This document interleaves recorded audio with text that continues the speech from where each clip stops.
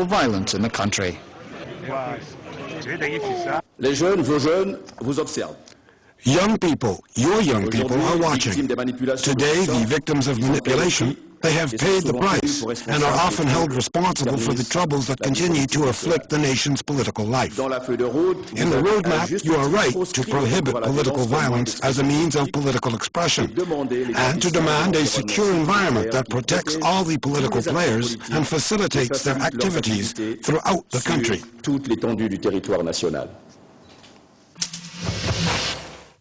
For hosting this very important Representatives from developed countries meeting in Oslo, Norway this week have settled on a figure to help South Sudan end its civil war. They have pledged a sum of $600 million to aid the nearly 4 million people threatened by famine.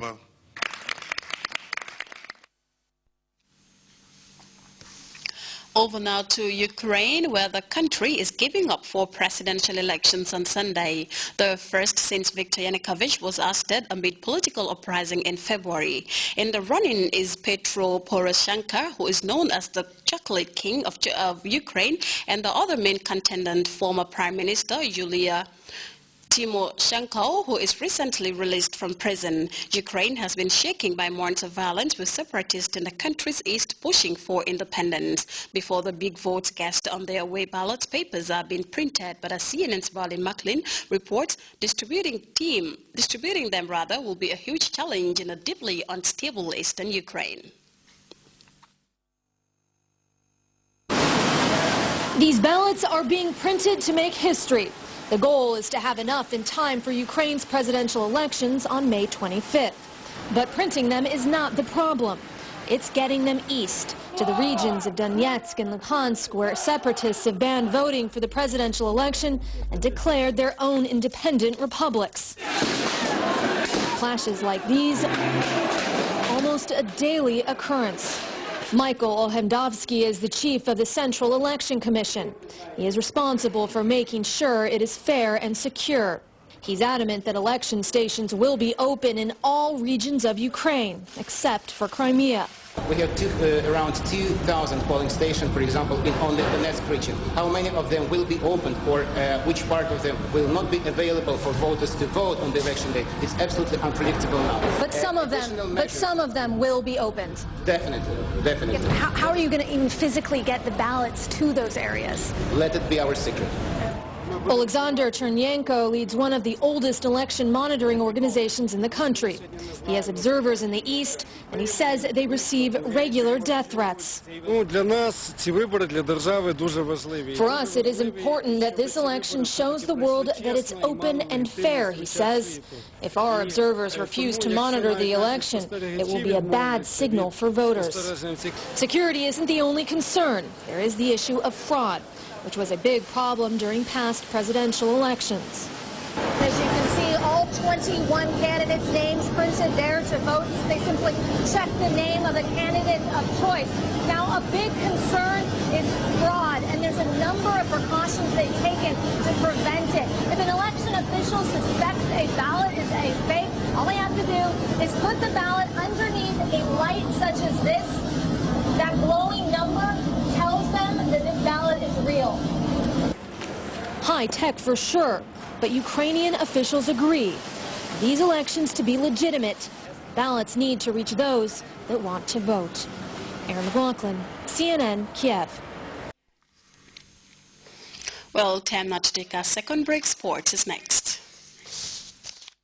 Gambia, damane, yangu, lako yungal lako padole, damane banjul bakoina, bakaw bakatong, kung ba amdalay, buken des, ngir bes bu maga magabi, yena ko mom. Saturday, 24th of May, 2014, 9 p.m, Bakanar Sapa, Seserakunda Westminster Stadium, the best tundu yi, the Kanifi Municipal Council, KMC, Kandu Dembalen, Chakau, Chakanamba, Nokaleko, Lord Mayor Al-Haji Yankuba Koli, Tamane, KMC, under the Daily Observer, in a spectacular, mega explosive, birthday celebration di magal besi juddu njiiti réew mi di ko delloo njukkal ba mut His Excellency Cheikh Professor Alhaji Doctor Yahya AJJ Jammeh ci ngandu music festival bu fi musuta am dina yëngu te dina dennu maa la ko wax ngir tundu KMC bu ñu oote bu neex bu ñu defee mu saf-saf it's a free show with a difference réewi Gambia come out en masse let's celebrate the day in grand style featuring the biggest the hottest top-rated artist lineup coming out of the Gambia including our special guest artist Aida Samba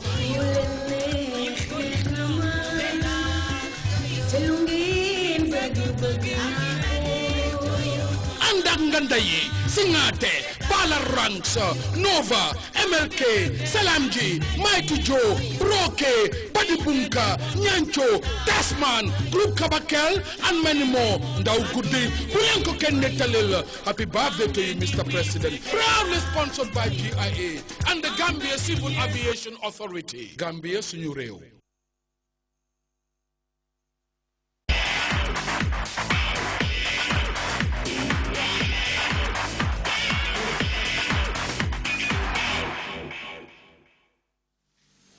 Welcome back.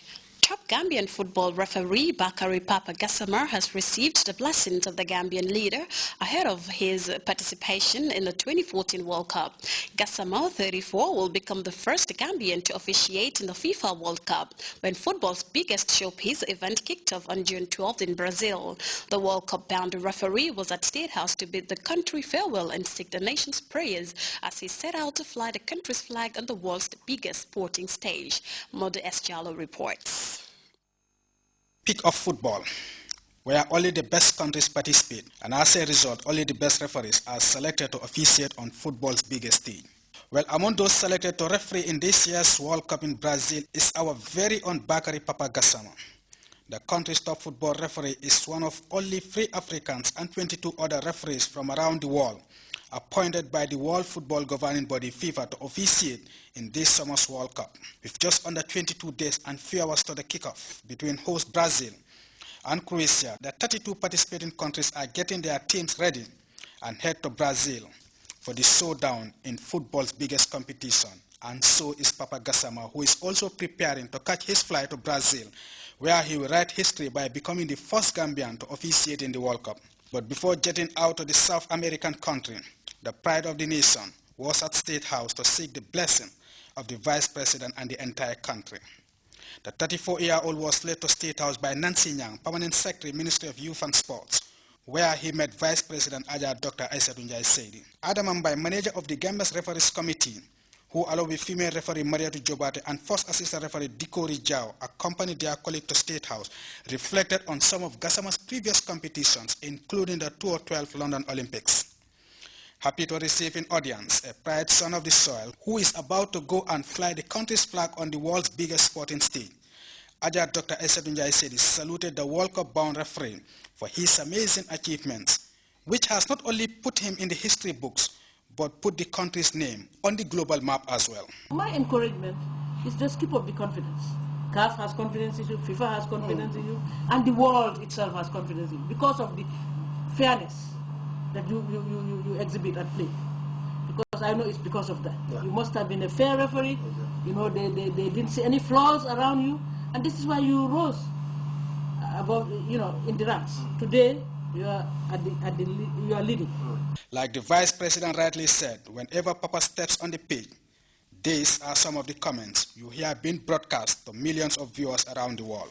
The handshake for peace between the captains. Officiating is our referee from Gambia, supported by Messrs. Mariam from Eritrea and Mikwande from Cameroon. Our referee from another African nation, Gambia, on the west coast. I'm sure they'll all be watching in the capital there this evening. Banjul. He's having a word with the 4th official from the Gambia, Bakary Gassama. What's he going to do about it? The decisions that didn't go his way, you've just got to accept. Papa might be going to the World Cup as a debutant and one of the youngest referees, But the Gambian has already officiated in several high-profile tournaments, handling some key fixtures, giving him confidence ahead of his biggest test on the biggest stage. I'm very happy and proud to be the first Gambian referee ever to go to the